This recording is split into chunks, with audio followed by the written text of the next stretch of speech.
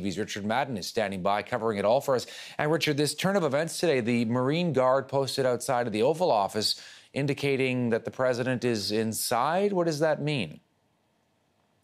Well, we are confirmed that the president is in the Oval Office, and every time the president is in that West Wing, a Marine always stands guard. And once the Marine was posted outside, spotted by White House reporters, the White House did confirm that, yes, the president is inside, and he's being briefed on stimulus funding affecting coronavirus and hurricanes that are hitting that could potentially hit the East Coast. So it's kind of a head scratcher that typically you want to isolate for some time after testing positive for coronavirus or getting treated for it.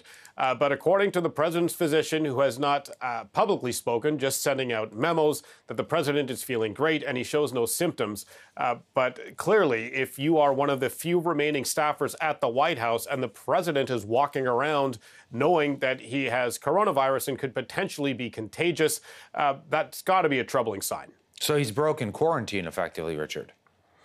Well, I don't think you can say he broke quarantine because his doctors have never ordered him to quarantine, which is another puzzling development in this whole situation. So the president was supposed to rest in the residence, and there were rules set up, but clearly he's decided to go into the Oval Office.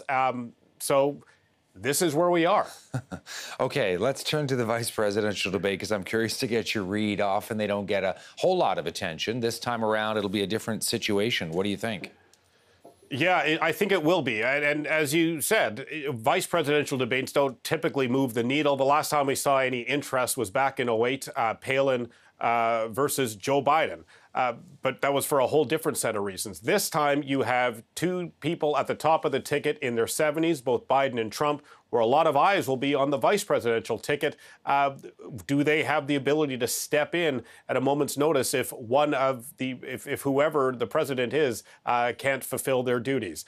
Beyond the symbolism with the plexiglass separating Kamala Harris and Mike Pence, I suspect the topic that will dominate this debate will be the coronavirus and the president's handling of it, and specifically how Mike Pence is the head of the president's coronavirus task force.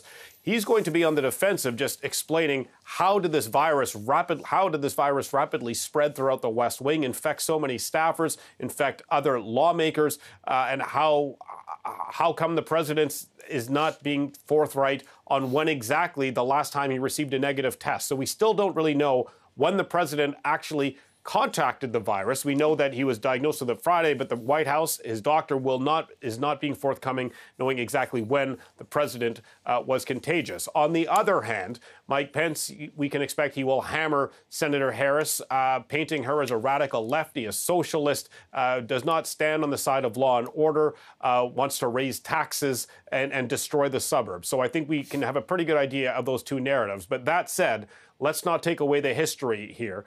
Senator Harris being the first woman of color on the ticket as a vice presidential candidate. How Mike Pence will handle that, how he will address that, remains to be seen. Hey, Richard, good to see you in the meantime. Thanks for this. Yeah, you bet.